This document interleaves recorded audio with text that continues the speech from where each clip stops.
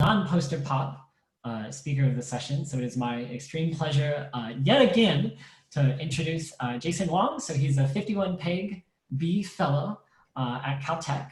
And oh man, I always love your graphics on your title slides. They're always so great. And he's going to talk to us about unveiling the nature of exoplanets with optical interferometry. So thanks, Jason, and take it away. Thanks, Ken.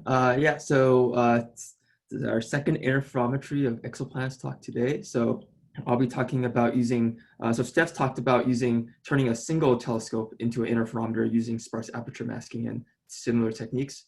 Whereas I'm going to talk about combining multiple telescopes together into an interferometric array to characterize exoplanets.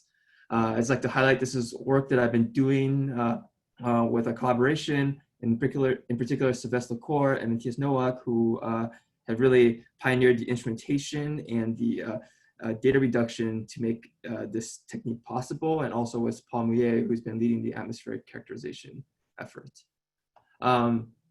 So we have this large program called ExoGravity, observing exoplanets with the gravity interferometer.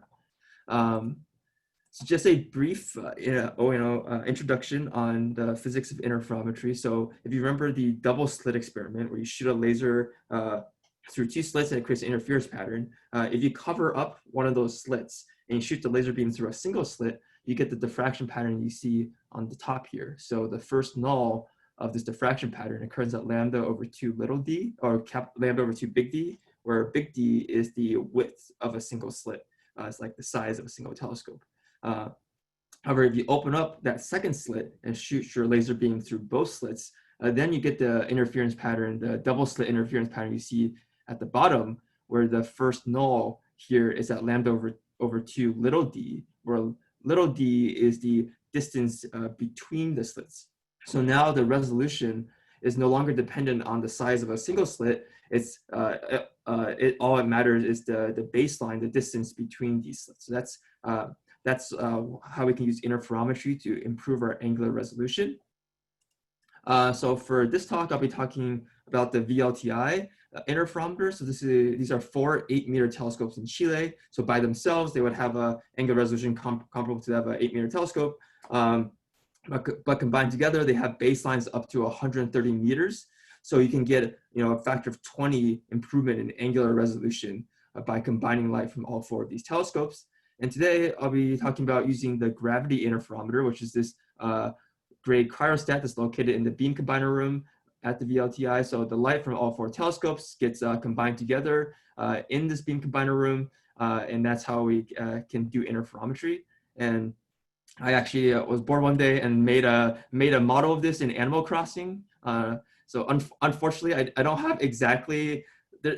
Animal Crossing doesn't have exactly the right hardware you need to build a real optical interferometer, but I had to make do with what I had. So you can see the 4 telescopes and the gravity cryostat here. I'd just like to spend one slide just to talk about one of the key technologies that's made interferometry of exoplanets possible is gravity with these interferometric arrays, and that's reference to our interferometry. So you probably might have heard of interferometry in the context of observing bright stars, such as like resolving stellar surfaces, measuring stellar angular diameters, things like that. In particular, these long baseline interferometers have been used to study stars because you need a bright star to basically correct for the atmospheric turbulence. So you have light going to 2 telescopes. They go through different patches of the atmosphere. So they travel different lengths in the atmosphere. So when you try to combine them together, that optical path difference basically prevents you from getting coherent interference, prevents you from getting these fringes that you need. So what you have to do is basically do what's called fringe tracking and constantly correct for the fact that the light that goes into each telescope travels a different amount of distance and basically compensate for that. And this is difficult because the atmosphere changes on a millisecond time scale. So you have to run your fringe tracker basically every millisecond. And that basically just limits how many photons you can get from your star to do fringe tracking. So for gravity, we're limited to do fringe tracking for stars brighter than 11th magnitude in Kband.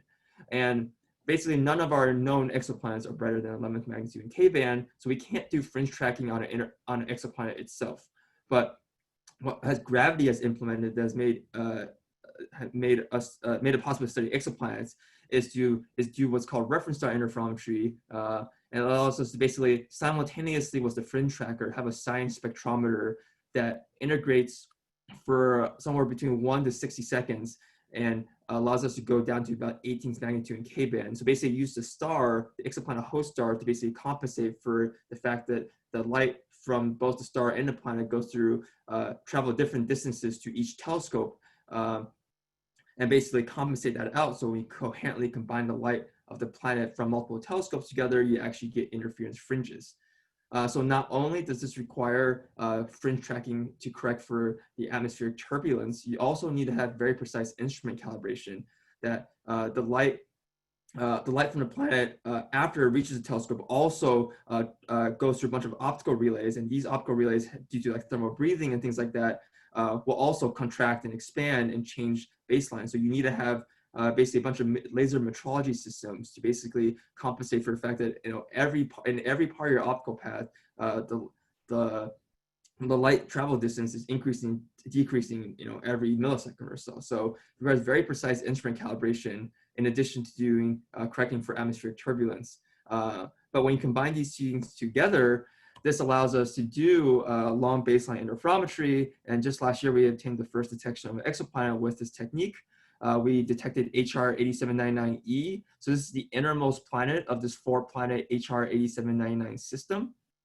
So these are 4 exoplanets, somewhere between the masses of 5 to 9 Jupiter masses, orbiting between 15 and 70 AU.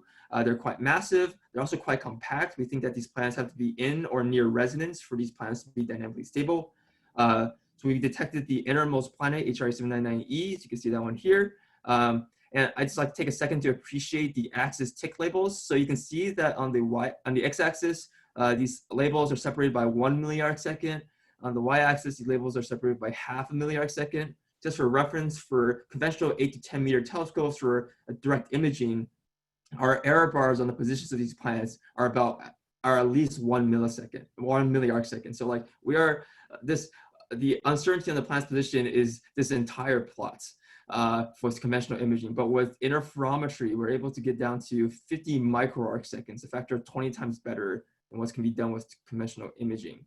And this is going to be, I think, super cool for us to study the system, because this order of magnitude improvement in astrometric precision allows us to actually make direct dynamical mass measurements of these exoplanets themselves. So here on each of these plots, I plot on the y-axis basically the deviation from a Keplerian orbit as a function of time and years. And you can see that for all 4 planets, we'll, due to planet-planet interactions, their visual orbits will deviate from a Keplerian orbit up to about half a milliarc second over the next 2 years. And this deviation amplitude depends on their component masses. So we can actually directly measure the masses of these planets by looking for these deviations from Keplerian orbits, these planet-planet interactions.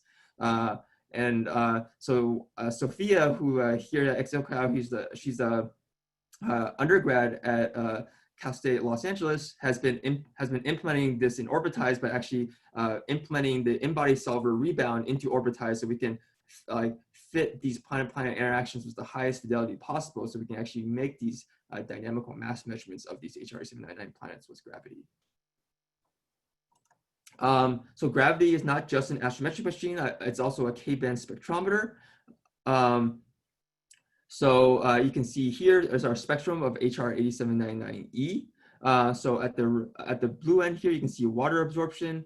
At the red end here, you can see the start of the CO molecular bandhead. So with these measurements, detections, we're able to constrain atmospheric parameters of HR 8799e. And we find in particular, I'll bring your attention to is the CDO ratio and the metallicity. So we find a CDO ratio of about 0.6, which is pretty comparable to stellar CDO, but we find a very enhanced metallicity. And we think that the superstellar metallicity might be evidence for later accretion of solids into the atmosphere of this planet. So basically like planetesimals accreting into the atmosphere, enhancing the metallicity. And in order for these planetesimals to accrete into the planet's atmosphere, enhance the metallicity, but still have a CDO ratio that's roughly stellar, we think that these planetesimals need to come from beyond the CO ice line, which might indicate that this planet was further out in its planetary system before migrating inwards. And if HRA 798e, the innermost planet, was further out, that meant that the entire system would have migrated inwards in the system. And that's actually quite consistent with this picture of these 4 planets kind of migrating in and locking into resonance for this planetary system to be stable. And then I also like to give a teaser on some new work that I've been working on. This is gravity observations of the PDS-70 protoplanets. So this is a 2-planet protoplanetary system, PDS-70s B and C. We think they have masses somewhere between 1 to 4 Jupiter masses, and we know they're protoplanets because they've been detected in H alpha. So there's definitely accretion luminosity from these planets. So we detected both of these planets with gravity, 2 epochs each. You can see these are the detections of these planets with gravity. Again, on certain error bars down to about 50 microseconds in astrometric precision. And you see here, these are our orbital constraints with our gravity astrometry.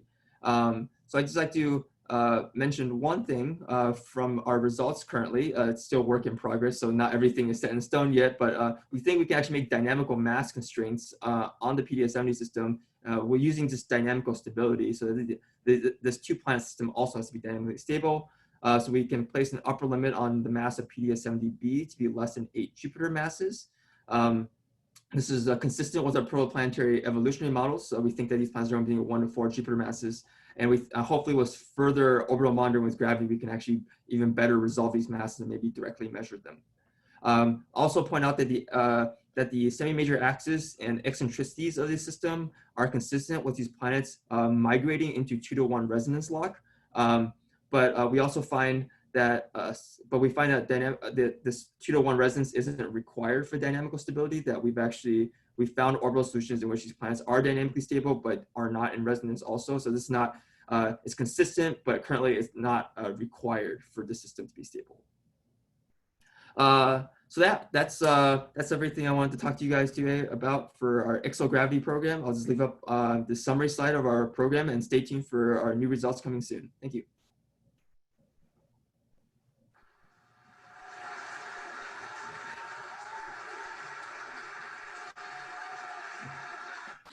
Great. Thank you, Jason. Also, I don't know how many people out there are playing speaker bingo, but I hope you had Animal Crossing graphic in the first session as the middle square. All right, if there are any questions, again, people, please feel free to write them in the Session 1 series Slack channel. You might have, oh, we've got one, okay. This is from Jack Lissauer. Jason, you showed a quite asymmetric uncertainty on the position of HR 8799E. The smaller direction looked near the 50 microarcsecond that you quoted, similar for the best points on PDS-70. Is this intrinsic to the epoch of observation, or can you do something to the telescope to get the second direction? Yeah, so it's there's a little bit of both. So it's partially intrinsic to the epoch of observation. Let me go back.